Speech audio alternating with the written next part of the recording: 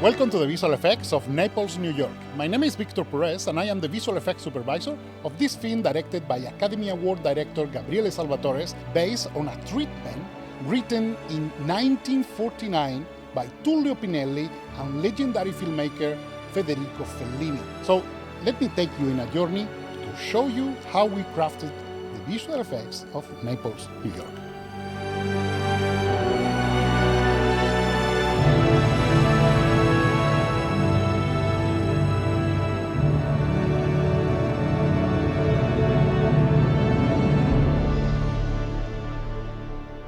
The visual effects team was composed of 167 people located in different countries. We produced something like 522 shots in total, over 65,000 frames of visual effects. This is really cool because most of them are made not to be seen. Hopefully nobody is going to notice the visual effects, and this is something that I really love about this kind of work. It's like the maximum effort to showcase something that nobody will notice. That is something that is a trend right now, which is filmmakers saying like, oh, everything was shot for real. Yeah, sure.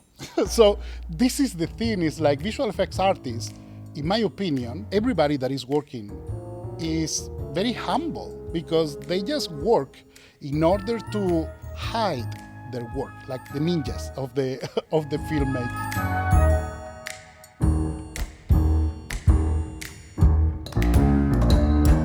I love working with Gabriele Salvatore. This is the second film as a visual effects supervisor for him. And I remember the first time we met, it was like meeting an old friend. And it's very weird because we never met before. I mean, I am a fan of his work, especially Nirvana. È nata una simpatia immediata tra me e lui e anche una sintonia proprio di gusti e creativa. In realtà ho proposto Victor Perez alla casa di produzione, i quali hanno deciso poi di mettere in mano a lui di tutto, la scelta dei collaboratori e delle varie società che hanno lavorato al film.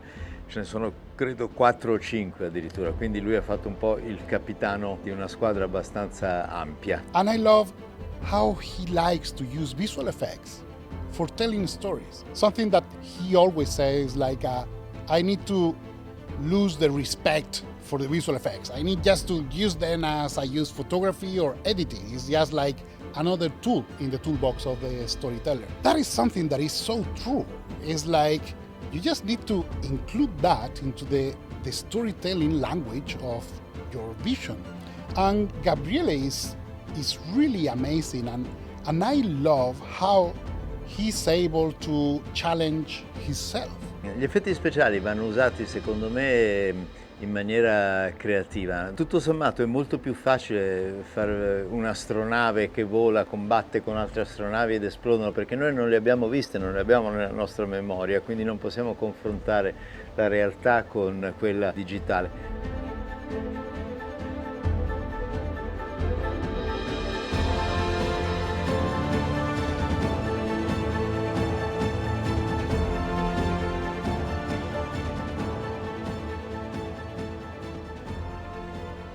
We started something like 2 years before principal photography, discussing what I believe is the most important point of this film, the aesthetics of the whole film. How the product needs to look at the end. What is the emotion that needs to take to the audience? We were discussing about references. We were not touching the subject of Fellini until slightly later in the process, because of course the film is not a film by Federico Fellini. And also Federico Fellini, in that time that he wrote the film, he was in his late 20s, something like 27, 29, around that age.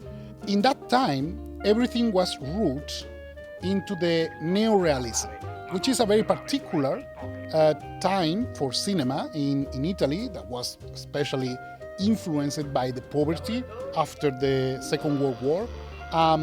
Filmmakers were struggling, so the neorealistic style was already embedded in the text, in the script. So we wanted to work in what makes the story relevant today and make it in a style that is just going to represent the story in itself. So it needs to feel like a film from another time with the elements of today's iconography, let's say. Fellini veniva dal neorealismo, ovviamente. Piano piano stava spostando e creando la sua poetica in una dimensione leggermente diversa, più fantastica, eccetera. In un certo senso, quindi in una dimensione più fiabesca. Però se ci pensate, i temi del film sono quelli che ho tante volte toccato nei miei film: il viaggio, i ragazzi, cioè il coming in age, la scoperta di un mondo nuovo, il essere lontani dalla propria comfort zone, anche se i due sconizi napoletani di conforto a Napoli in quel periodo non ne avevano tanto, ma comunque il tema del viaggio, della scoperta della diversità, di un mondo diverso, è un po' Alice nel Paese delle Meraviglie, se volete, come tema. The treatment of all of this and how you take that story into account for the visual effects, that is going to define the kind of spectacle that you want to put in there. We didn't want to showcase the beauty of New York by doing aerial shots or something that were not possible to be accomplished in a neo-realistic style, something like Roberto Rossellini's film, on all the beautiful films from the golden age of Italian cinema.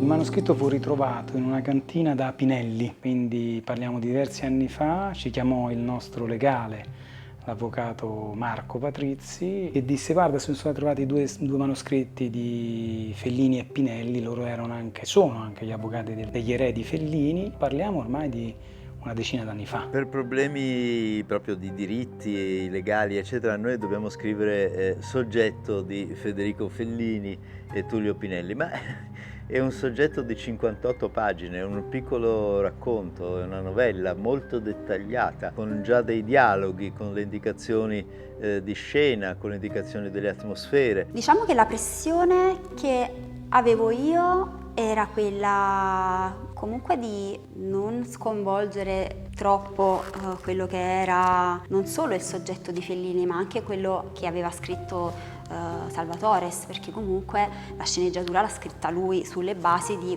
un libricino piccolo così, che io ho letto prima del film, piccolo, che poi in realtà è stato sviluppato, ma Gabriele non si è allontanato molto da quello che in realtà c'era nel soggetto. Molte delle didascalie che si trovano nel soggetto sono anche nel film. Abbiamo cercato di non stravolgerlo e di rimanere più fedeli possibile a quello che era il lavoro del maestro Fellini.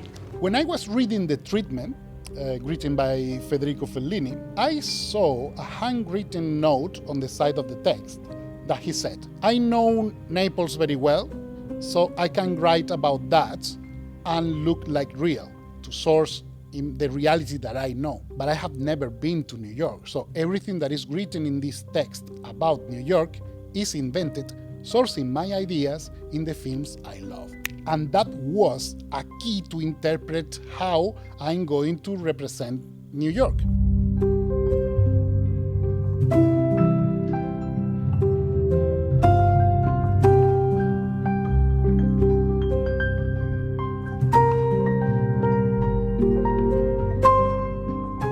La peculiarità, se vogliamo, del film Napoli-New York, al di là della storia, al di là dei personaggi, è soprattutto il fatto che oggi, senza andare negli Stati Uniti, abbiamo deciso di raccontare un film che parte da Napoli nel 1949 e si sposta con un viaggio su una nave, un transatlantico, fino ad arrivare a New York e a sviluppare la storia in 3 atti, il terzo atto fondamentalmente a New York di quegli anni. Tutto questo comporta un lavoro di pianificazione importante, perché bisogna previsualizzare quello che effettivamente poi andremo a fare, quindi un lavoro di storyboard, un lavoro di concetto e una sinergia importante con gli effetti visivi. So that's why I sourced a lot of research before we started even filming in order to understand how we are going to make New York to look, first of all, like New York in 1949, to have this little touch of surrealism that is indeed in there because the style of Federico Fellini, he was in that moment he was researching for his own poetic way of interpreting reality. È un processo dove necessariamente c'è un po' di back and forth, perché loro devono iniziare la preparazione dei VFX prima che noi finalizziamo la color. Quindi quello che succede di solito è Victor inizia a lavorare sui VFX, su diciamo le LUT che avevamo dato sul set con il DIT, quindi si basano su quella direzione creativa. Una direzione che si rifacesse a una palette molto pastello, perché il nostro immaginario quando pensiamo, ci riferiamo a delle immagini di un secolo fa o più di un secolo fa, automaticamente riporta a quello. Non è così sempre scontato, infatti strada facendo poi le idee iniziali subiscono sempre un processo, una modifica, date anche dal fatto che ogni storia, al di là di quello che si aveva in mente, poi comincia a vivere di una vita propria e quindi si modifica strada facendo. The inspiration for the photography of the whole film was sourced in The Wizard of Oz. The Wizard of Oz is very particular in the look because of the Technicolor 3 strips methodology of capturing the camera that was called the Process 4. And that is what makes the colors of The Wizard of Oz to be like so saturated, so unreal. And that part of not being real, even in the film, was emphasized by the fact that in the beginning of the film is like sepia, is like black and whitish, and then it transitions into the land of Oz, that is in Technicolor.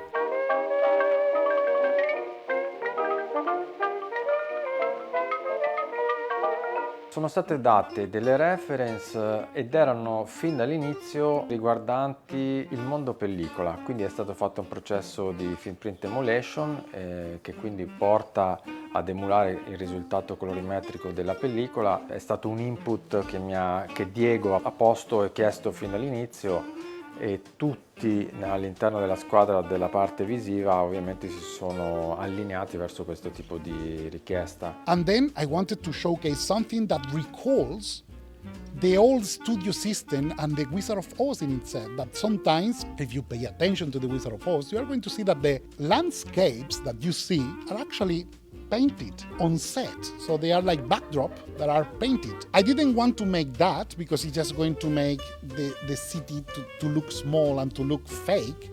But I wanted to recover that paste of painting, of artisan making the artifact of cinema. Un fattore interessante, diciamo, di valutazione che si fa in fase di ideazione e anche di preventivo è la valutazione di quello che in realtà può essere conveniente costruire realmente e tradizionalmente piuttosto che quello che invece è conveniente sviluppare digitalmente. Facciamo i sopralluoghi, capiamo più o meno Gabriele che cosa vuole, torniamo a vedere i luoghi, ci mettiamo d'accordo più o meno su dove posso arrivare io e da dove deve partire lui per costruire intorno ai miei 4 metri d'altezza di scenografia. So che dopo c'è Victor, però tante volte lo chiamo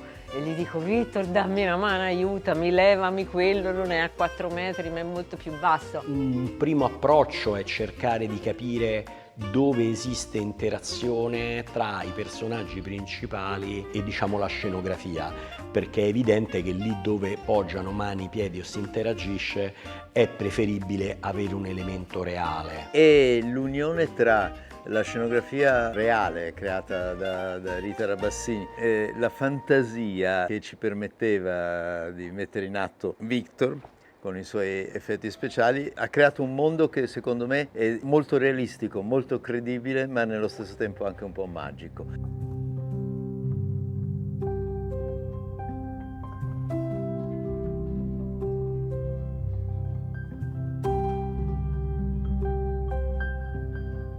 La scenografia generalmente si coordina con la regia, con la fotografia e anche con i costumi. Noi siamo abituati a lavorare in gruppo, visto che sono tanti anni che lavoriamo insieme. Il mio lavoro è sempre comunicare con il direttore della fotografia, oppure mettermi d'accordo sui costumi per colori, i colori delle scene, che se danno noia ai colori che sono stati scelti dai costumi. Le luci ovviamente le concordo sempre col direttore della fotografia, insomma cerchiamo di capire che tipo di luci o di colorazione deve avere quella determinata scena e collaboriamo sempre insieme. Il cinema è fatto di collaborazione, perché senza la collaborazione di tutti un film non viene fuori, ovviamente. Quindi sviluppare il più possibile il pensiero, il concetto di quello che dobbiamo fare, piuttosto che effettivamente sapere che ogni volta quando un Shak ha una componente digitale di integrazione anche, comunque va ripresa una scala di colore e va anche messa, diciamo, una palla di specchio, perché bisogna acquisire tutti quelli che sono i riflessi che realmente esistono all'interno dell'ambiente, di modo che si possano riportare su elementi riflettenti che possono essere vetri come gli occhi e pozzanghere o cose di questo genere. Ogni scena ha una illuminazione a volte naturale o a volte creata apposta per la scena, ma è importante, insomma, quando si va a ricreare in digitale il mondo del film, che tu abbia un'informazione su come erano impostate le luci mentre si girava, in modo che dopo, quando ritroverai nella scena cose che sono state girate sì con la camera e cose che sono state create digitalmente, le luci vengano dallo stesso punto e abbiano la stessa intensità. The most critical element that defines the look of the movie was the set of lenses we decided to use for capturing the images. We wanted everything to look like The Wizard of Oz. That vintage texture was given by a lens that had many imperfections, but make no mistakes. Being imperfect doesn't mean it's not beautiful, because beauty is the harmony of imperfections, and I really love the character of those lenses.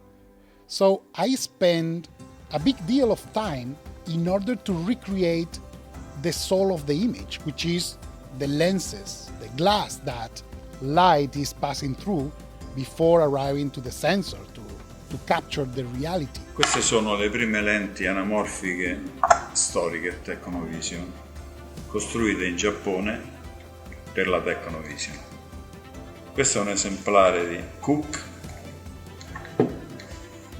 e questo è un esemplare di High Speed. Questo è il gruppo sferico e questo è il gruppo anamorfico, e questo è l'obiettivo sferico che a prescindere dalla lente veniva montato in una nuova struttura e assemblato, poi facevi un fuoco unico. So we decided to go with the Technovision lenses not just because it's vintage, but because those lenses were specifically designed to capture reality in a very particular way. I decided to work together with Marcello Saraca, who is the engineer that was taking care of those lenses for over 50 years. And he told me that he was like in an internship when he started working with the camera crew. And that was one of the first assignments, is just to take care of the lenses for Apocalypse Now.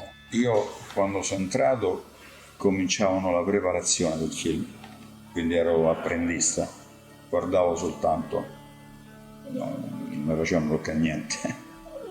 Io sono entrato e cominciavano a preparare quel film e arrivava mano a mano una lente dal Giappone, mano a mano che costruivano le mandavano. E c'era il cognato di allora Croceschi che faceva spola Giappone e Filippine. Ogni volta che era pronta portava una lente delle Filippine e lì hanno composto la serie dei Cook e la serie dei Speed. Diciamo, loro sono partiti che c'erano 20-100, 40-200 e 2-3 lenti a focali fisse. The Technovision lenses we use were designed for Vittorio Storaro to capture Apocalypse Now. And that movie wanted to capture reality in the same way the news were capturing the reality of the Vietnam War, but translated into the language of the anamorphic that was like the golden era of cinema.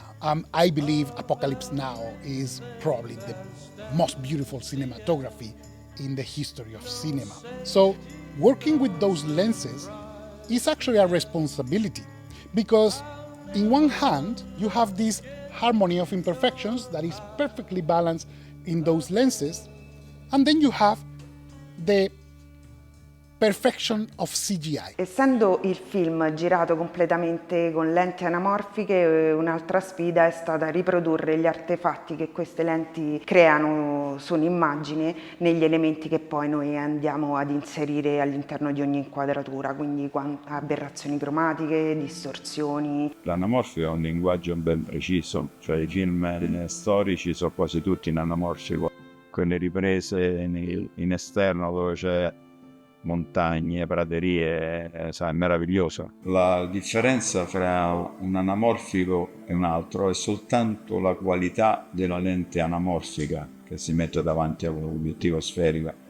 Quello fa la differenza, perché gli obiettivi sferici sono uguali per tutto il mondo, mentre le lenti costruite in Giappone avevano questa caratteristica: molto incise, senza distorsione, ovvero con molta meno distorsione e molto meno ingombro di lente proprio anamorfica. So I was sourcing all my elements in here with a library of the most famous library of visual effects elements, that is Action VFX. So the idea was, well, we are doing something that will vastly benefit compositors in the industry.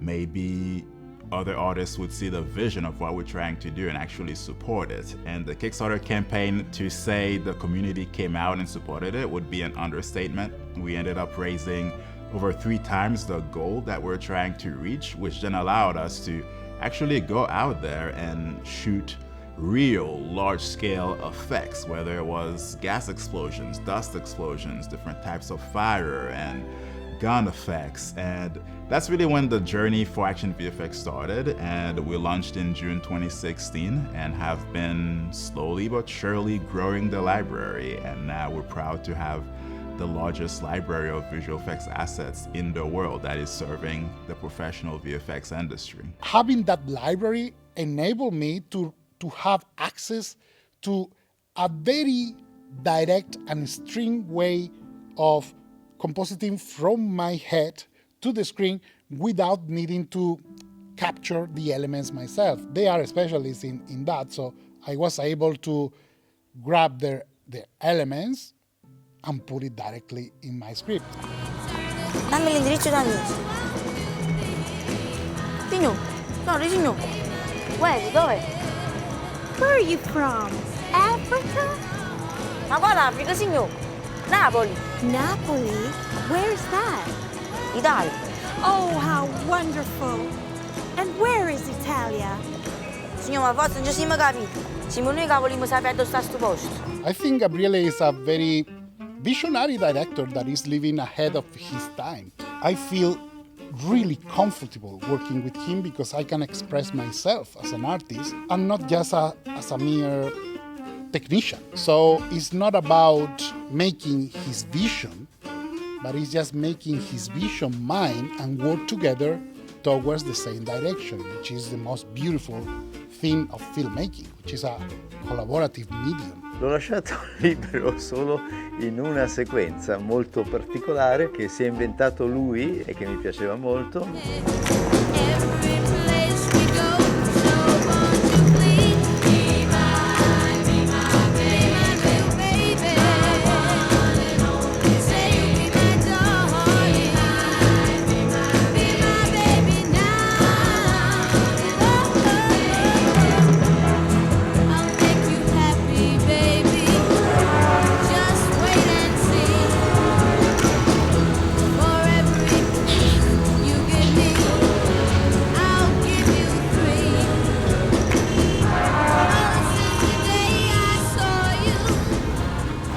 certo punto i due ragazzini che sono appena arrivati a New York guardano in una pozzanghera per terra i grattacieli e poi la macchina da presa entra nella pozzanghera, praticamente gira e ritroviamo i ragazzini al centro di Manhattan. I wanted to pay homage to Gabriele with this idea because this was one of the keys.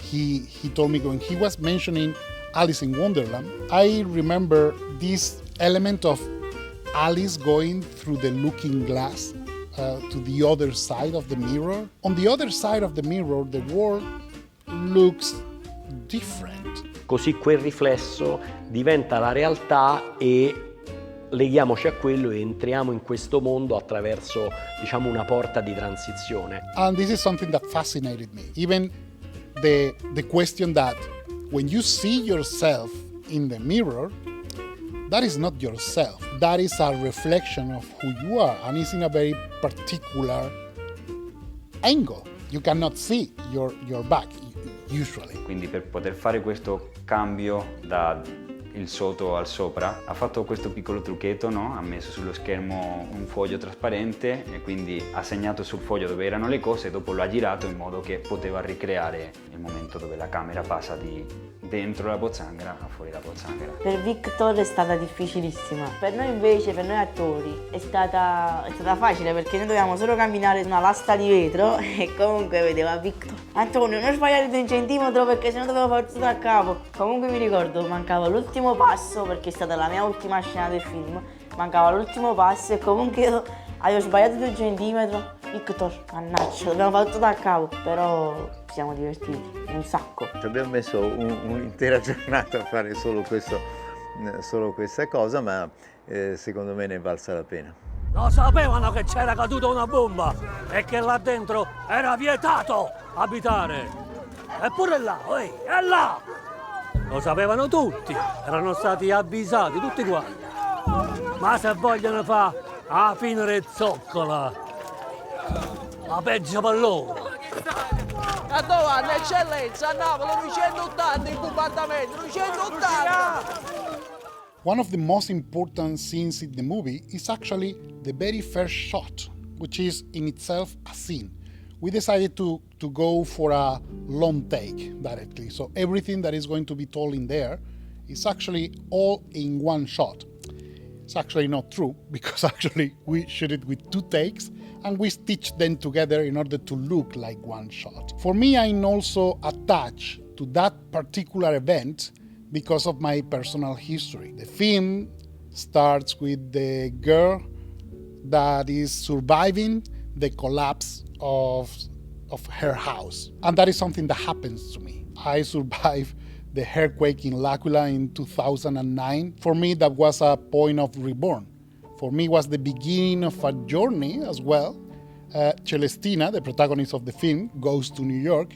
In my case, I went to London and I became the visual effects artist that I wanted to be, which is in part why I'm here today. And that is something that I felt when I survived the earthquake. And in my experience, I just got out of my home, and right after I exit the door, the house implodes and the dust just drive me away from the actual place that was my home, that was not there anymore. And I remember everything in the night, and was horrible hearing screams, but I remember the taste of the dust. C'è un cumulo di macerie costruito e messo su dalla scenografia e dietro questo palazzo crollato e una nebbia di polvere, un po' come le immagini che tutti ci ricordiamo dell'11 settembre, delle persone avvolte in questi fumo di calcinacci, eccetera. New York, sadly and tragically, suffered over 20 years ago like the most impactful event in the 21st century. I believe the 21st century started with the events of September 11th.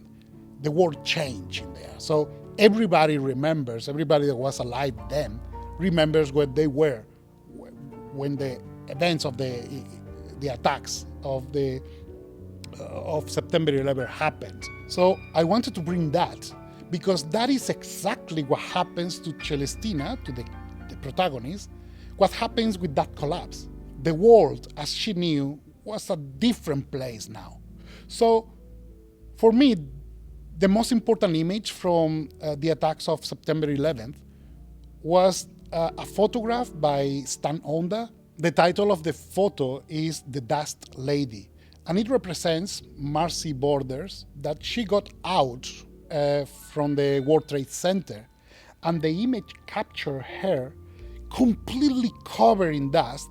But what makes the image really, really surrealist is that the tone of the dust is yellow, and that is because of the polarization and scattering of light through the dust that was suspended in the air. So that polarized the image and created a yellow dust. Abbiamo pensato di fare, diciamo, il cumulo delle macerie con anche il mobilio, di crearlo noi con la scenografia, mentre invece, diciamo, il simulacro di quello che resta del palazzo e addirittura tutto il mondo delle polveri in sospensione, di realizzarlo digitalmente, proprio per avere la capacità di poter avere da una parte il massimo controllo della visibilità, perché chiaramente un materiale che tu mandi in sospensione è sempre difficile gestire come farlo diradare per rivelare quello che effettivamente vuoi vedere. Sarebbe un po' un processo aleatorio, magari ne fai 30 e non ti funziona mai, mentre invece digitalmente riesci ad arrivare a ottenere quello che ti serve realmente. Così come il mondo attorno, perché realizzarlo digitalmente sicuramente ha un impatto sia di resa che economico, in questo caso conveniente, seguendo la via digitale.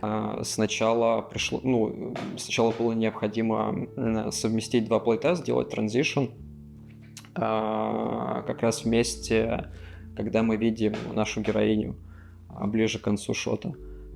И, собственно, сделали совмещение камер с двух плейтов, два трекинга, и вторая получилась немного фейковая, но все равно она сработала. То есть одна камера перешла во вторую, и необходимо было сделать морфинг как раз по самой девочке.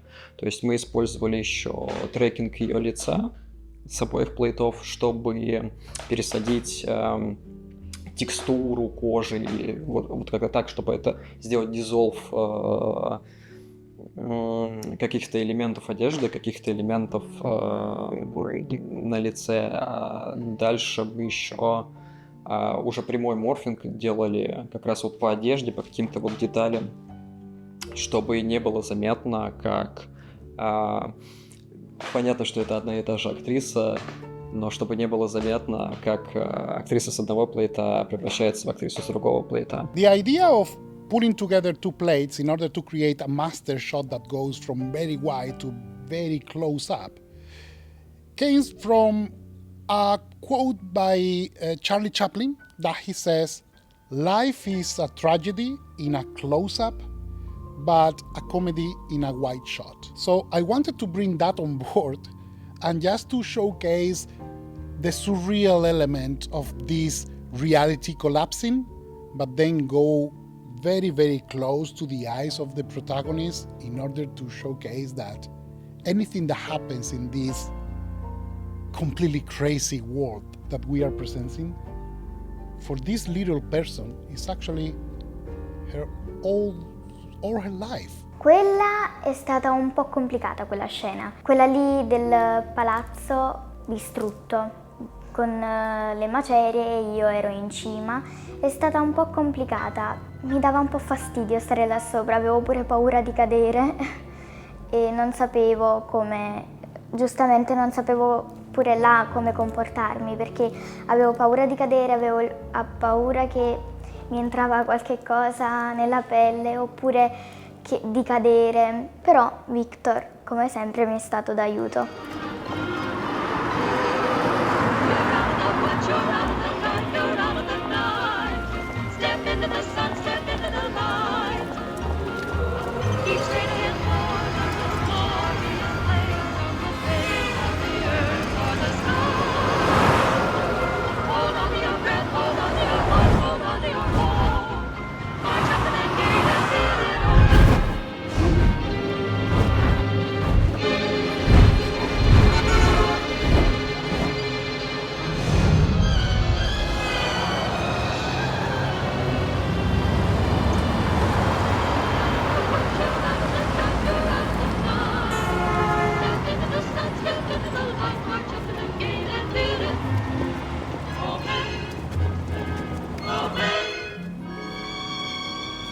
the visual effects are not seen or not meant to be seen, doesn't mean that the film has not visual effects. And actually, the visual effects in this film are meant to tell the story, are part of the story. We went to Trieste, which is a city in northern Italy that has nothing to do with New York, first of all. Le riprese fatte a Trieste dovevano raccontare una New York in pieno boom economico, con palazzi alti, tanto traffico, persone che popolano le strade della città. Quindi la sfida è un po' raccontare tramite VFX questa sensazione che si vuole dare nella seconda parte del film, quando i ragazzi arrivano nella città. Noi abbiamo scelto Trieste perché ci sono dei palazzi monumentali che funzionano architettonicamente come diciamo il basamento di un grattacielo, sono credibili per l'importanza, la forza della struttura, quindi visivamente erano credibili, però in realtà quando poi vai a guardare verso l'alto vanno estesi e magari appunto tu ne hai due ma devi estendere tutta la via. Addirittura sono andati a ricreare tutti gli oggetti che si potevano trovare per strada, dai baracchini dove si vendono i giornali, le stesse automobili, noi ne avevamo alcune vere e alcune sono state proprio totalmente ricreate. In order to create New York and to feel authentic, we needed to have references, and having references of a very particular period of New York, that is a city that in that particular time in the late 40s, New York was reshaping. I mean, New York even today is a city that is very alive in terms of architecture. So there are new buildings and new constructions added to the essence of the city. But in that time, the city that we know today was being built. So I was researching a lot about this kind of architecture,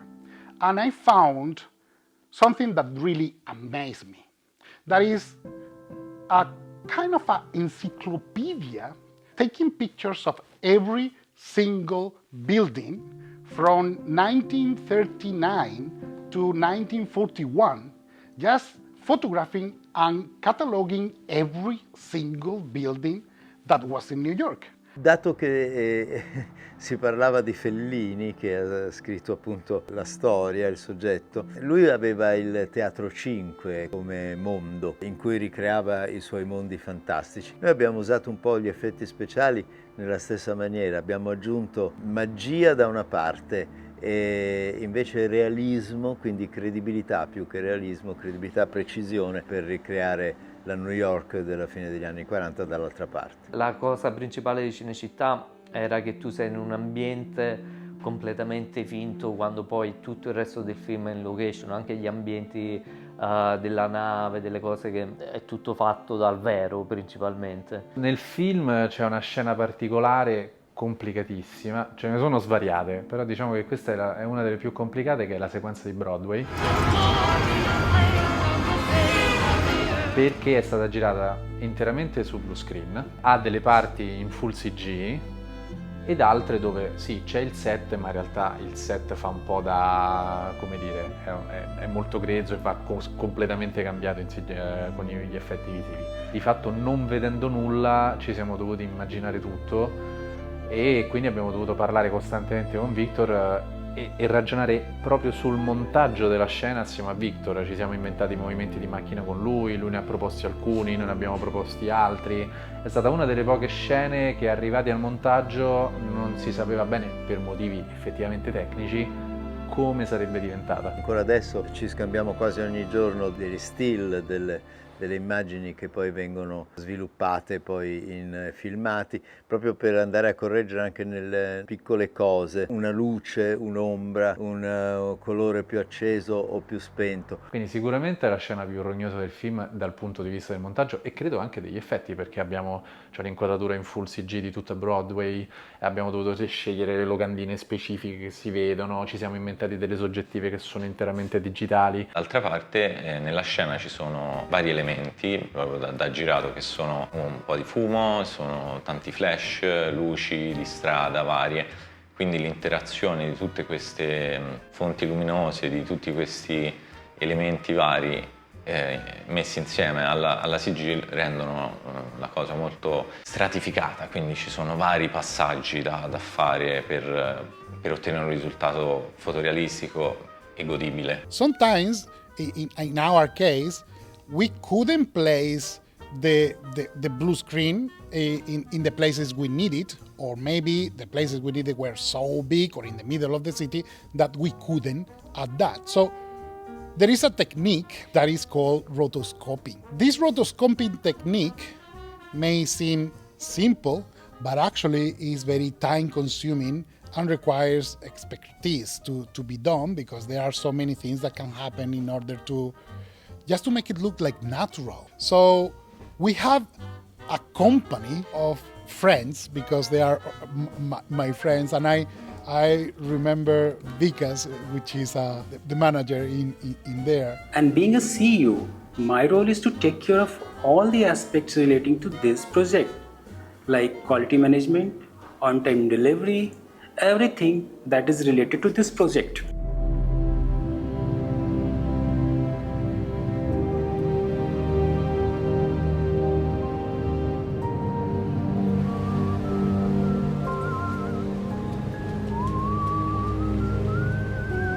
Nello specifico noi ci siamo dovuti trovare ad affrontare un problema che inizialmente avremmo voluto evitare, quello di dover ricostruire integralmente tutto il contorno del mare e dell'oceano. Questo perché? Perché siamo riusciti a trovare la nave che ci serviva per poter raccontare il film, ma non potevamo uscire in mare aperto per effettuare le riprese.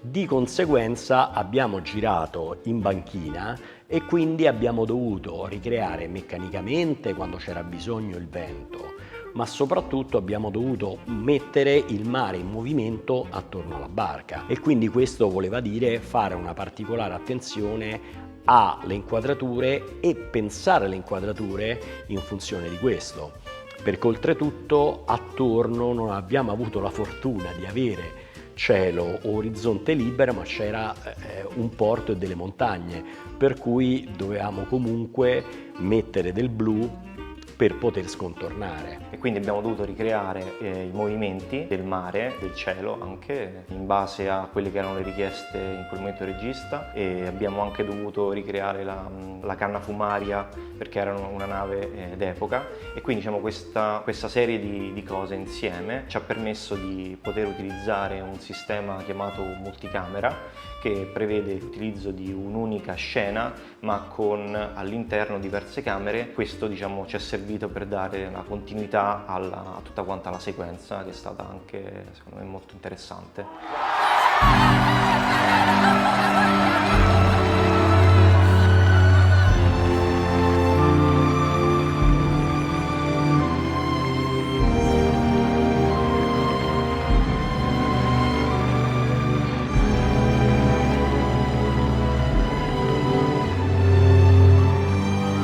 I think we need to talk about the most practical element of filmmaking, money, because budget is going to condition how the film is going to be done. The thing is, like, this project was from the beginning very, very, very ambitious, but I don't want to approach this as a low-cost project. No, it needed to be cost efficient, which is a complete different thing. One of the main constraints that we have when we were shooting the movie was the amount of extras available to recreate New York. So imagine, New York is a very, very big city. As soon as you show the landscape, wherever you put the camera, you are going to see people on the streets everywhere. How can we do that in a cost-effective way? È stato usato un sistema per me completamente nuovo di multiplication di queste figurazioni, anche se erano molte, perché abbiamo vestito circa 3.000 persone noi. Abbiamo di fatto clonato le comparse tra il trucco e parrucco e il set. Avevamo quindi la nostra attrezzatura pronta in una stanza e le comparse venivano portate da noi e in pochi secondi venivano scattate una serie di foto in contemporanea che poi abbiamo post prodotto per realizzare questi modelli 3D. Io ho visto una scena che si svolge davanti al tribunale, dove c'è una manifestazione di popolo molto grossa in favore di questa ragazza che sta per essere condannata, dove sono rimasta veramente a bocca aperta perché non riuscivo io a distinguere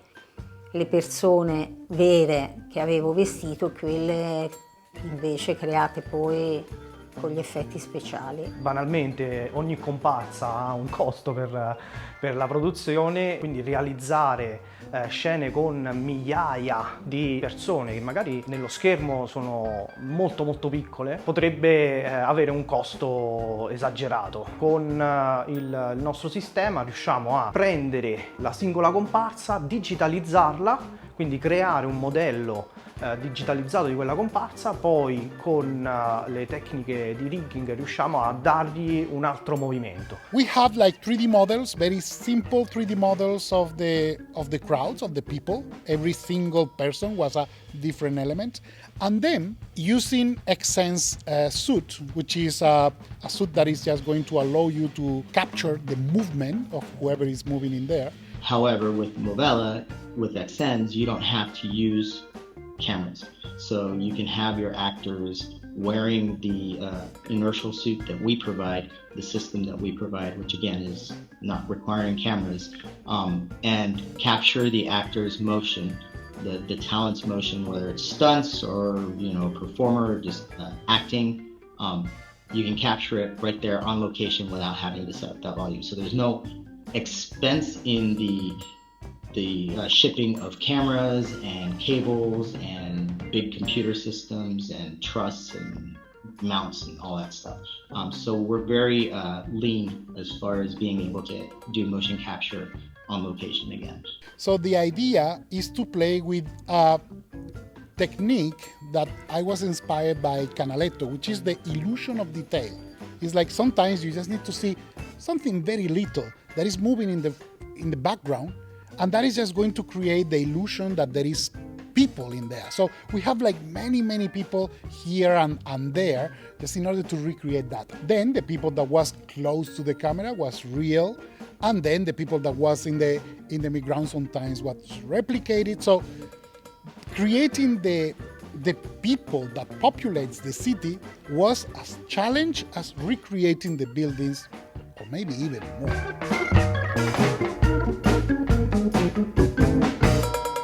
Visual effects is made of three main components, which is science, technology, and art. And I wanted to pay my respects to all of them because at the end of the day, everything that is in there is made by human beings, by professionals, artists, and even the technicians that are working on there. Nothing else. We're the quintessential nerds who love pushing pixels and love cats. And in the end, it's always about the picture. We love making good picture. They are artists in themselves because if you produce a piece of software that is made for artists, you are enabling the artists to express themselves, so you need to understand how they work. So that's why I wanted to make sure the people that makes the hardware and software just get acknowledged as part of the visual effects industry. We are an ecosystem. So I wanted to pay tribute to the people that has been working really hard, usually in the shadows, and they don't usually get acknowledged for their amazing work, starting with Foundry, the creators of Nuke. Foundry is a software company that has evolved through the years, mostly around helping do creative tools for the film and television industry. The majority of it is how we help do storytelling and how we get to create incredible visual effects that help the storytelling process. Victor actually is a quite close friend, and it's been great to work with him over all these years. We have met in different parts of the industry. He has always been a great collaborator with us on bringing projects to us, ideas and problems that he has with his shows, and collaborate with us on how the software can help him be more efficient, more creative. Especially the creative part, I think, is a great part the relationship between Victor and us is how can we help him on that early creative process on the films. What I love about the software is like it's made in a nodal structure. So for me, it's a way of transferring reality. So you observe reality, you synthesize the idea of reality, and you transfer those concepts, those ideas into mathematical operations that are nodes. When you see the composition in Nuke, you see actually a cloud made of nodal ideas. So the operations are actually a reflection of how you think. That is why I love to work in this nodal-based environment. So I can understand my process of thought by observing how I did composite that image. Tutto quello che tu vai ad applicare è un collegamento di nodi. Tu visivamente a schermo quello che vedrai appunto sono delle icone che vengono collegate con delle frecce l'une alle altre ed è come se fosse praticamente volendo fare una metafora, un impianto idraulico che subisce la forza di gravità. Tu parti dall'alto e scendi andando a collegare i vari punti e quindi tu crei il tuo circuito fino all'output finale che è quello del tuo viewer, dove poi da lì vai a renderizzare la tua scena. Tendenzialmente la differenza tra lavorare con un software basato sui nodi e un software basato sui livelli sta proprio nell'impatto visivo che tu hai quando guardi il progetto, nel senso, guardando un software che lavora in modo nodale hai subito a colpo d'occhio la mappa concettuale mentale che l'artista ha utilizzato per risolvere quel problema. I'd like to say that is an image problem solving. So you look at an image and you decide you want to make some changes or fix some things or problem solve something that doesn't work properly on the frame. That is what the artist will look at, and Nuke will allow them to do all the changes to that image that they need to. There is parts of it that is about certain technical things, right? There is some things like pipelines and how do we sustain pipelines and make them more efficient and make better connectivity across the pipeline and make it easier to transport data, and everything we now are more cloud-based or kind of the infrastructures are bigger. But people is working remotely. How do we increase productivity about remote collaboration and connection between everyone? I couldn't do that just by sharing files over the internet or transferring. So we were using very well-established software that is made and designed for sharing ideas, for commenting, for reviewing. The key one was CineSync. So CineSync was born pretty much in a moment of frustration. It mashed together a QuickTime player and an internet chat room as a way of being able to quickly synchronize video across the internet, and it took off. We have a visual effects sister company here called Rising Sun Pictures, and they were working on, I believe, Harry Potter and Superman Returns at the time, working with customers who were in the UK and the US and wanting to be able to share media and comment on it in real time.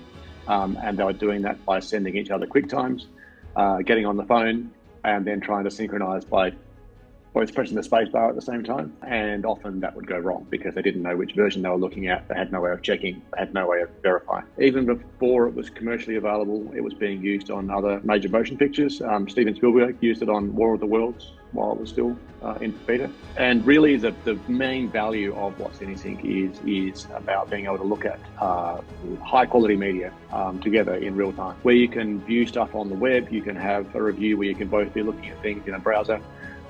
You're always looking at a transcoded version, you're looking at a lower resolution version, and you're limited in the tool set that you can use in a browser. That was the main software that I used for revisions, and that was like for final pixels. But also you have to transfer all this data, so not all the times you need to see the final pixels. You can see intermediate versions. So for that, we were using F-Track? F-Track in particolar modo lo utilizziamo per condividere le task con i compositor, 3D artist, supervisor, VFX, producers e così via, e quindi diciamo spacchettare il lavoro dei singoli shot tra più persone, quindi con più task, mentre utilizziamo F-Track anche per la condivisione del lavoro svolto con Victor, quindi tramite F-Track Review creiamo delle playlist che condividiamo periodicamente con Victor e che lui può darci in tempo reale, sincronizzate, diciamo dei feedback molto specifici, sia creativi che tecnici ovviamente, che sono utili sia a noi sia poi da condividere direttamente con i compositor, i 3D artist e così via. You know, a lot of what F-Track is about is the collaboration, all the collaboration tools, bringing people together.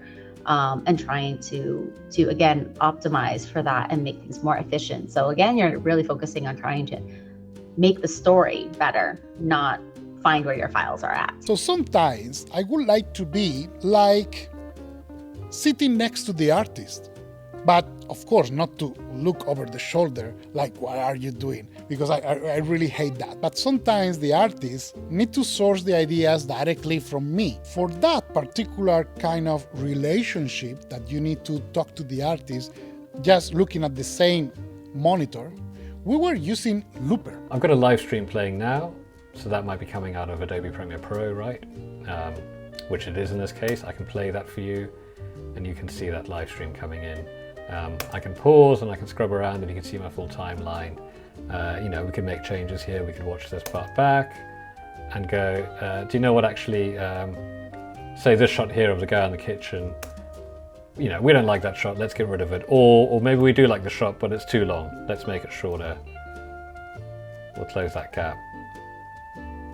And we can see immediately what it looks like. But it's not just about the software, but also the hardware that allows you to communicate with the software. As an artist, I can say that there is nothing more powerful and more direct and organic than a pen. If we talk about digital and pens, we have to talk about Wacom, because Wacom is the leading company that has been creating pens or pen tablets or pen displays in order to allow you to work with the computer as a very organic medium. VFX is very, very important key factors for us.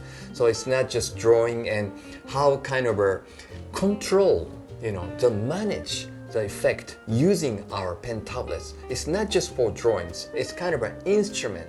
Point out, move, kind of manage, you know, the VFX. So that is our kind of a new aspect of our mission and responsibility of our products. So our philosophy actually to develop the pen is pen flows in the groove. So this is in Japanese saying, you know, almost like a pen is automatically taking you, you know, to the creative world. So you cannot stop drawing with pen. So this is, you know, in Japanese we call fude ga hashiru. This is pen flows in the groove. Our ultimate goal, our ultimate spirit is how we can create this kind of environment. Pen flows in the groove. This is kind of a technologies which every day we are brushing up to deliver this experience. I cannot imagine myself working with a mouse. It's strange. It's just taking the movement of your arm, but it's not allowing me to use my hand, while the pencil is just going to have all the articulations and the micro expressions that you have with your fingers. When I was talking to Nobu a few months ago, and he was telling me about the technology behind the pen of Wacom, I was amazed because I didn't know about the technology behind the pen, but actually I can feel it very clear when I use a Wacom pen or when I use any other brand. So my signature couldn't be just any signature with a pencil or with a pen, because I I don't use that to express myself as an artist. So there is nothing more personal than my own signature. And that is what painters do with their paintings. I admire, for instance, Picasso. And the signature of Picasso in itself is art. So I wanted that. I wanted to feel represented in the digital medium. So after months of thinking about that logo, that brand, it took me really this time of just doing my own signature, my name, writing with my hand. Actually, from the beginning, our journey is really together with artist creators, because our first customer is a creative studio and most severest feedback, and always we have been brushed up with the customers, our technologies, our experience. I think Wacom are really taking the long-term journey together with creative communities. So that is the reason why here in Wacom office, at the same time, this is a community place we are sharing with artist creators. They're proving in daily lives we are working, we are living together with creators and artists. How visual effects is a part of the storytelling process. How do we help to create those stories and add value for those visual effects that you're actually adding into your shot? And when I talk about visual effects, I want to be clear as well that it's not necessarily, people always think visual effects is all the explosions and fancy things and, you know, robots and creatures around. But a lot of it is invisible effects that just help us tell and set a story. Visual effects is actually an element of storytelling that is just going to help you as a filmmaker to represent a reality that doesn't exist. It's just that. Quando ho usato per la prima volta, per il primo film, ero intimidito dalla macchina da presa, per esempio. E poi mi sono detto, ma in fin dei conti in realtà questa è solo la penna con cui io devo scrivere, quindi io non devo avere rispetto per la macchina da presa. La macchina da presa è l'estensione del mio sguardo e in qualche modo anche gli effetti speciali. Non bisogna avere né rispetto né farsi prendere la mano dagli effetti speciali, perché sennò rischi di creare qualcosa che non è vero, che senti che è finto. In this film we have a small team that is over 160 people located in different countries, but actually if you compare that with other films, it's actually a very small team. But it's not important how big or how small the team is. The important is what you can reach, what you can optimize your resources in order to tell the story as close as possible to the vision and as honest as possible to tell the truth of the story. Il pubblico non andrà mai al cinema a vedere il tuo film per guardare che inquadrature hai fatto, che effetti speciali hai usato, eccetera. Andrà a vedere una storia che, se tu hai raccontato bene, lo coinvolgerà e lo emozionerà. Questo è quello che bisogna fare. Con la tecnica serve, la tecnologia serve, ma deve essere sempre al servizio del racconto e dell'emozione, sempre al servizio dell'umanità dei personaggi. So the art of visual effects is exactly that, to represent a reality that doesn't exist and you to believe that that is real. That is actually the best compliment that I can receive from the audience, which is like, oh, wait, what was that visual effects?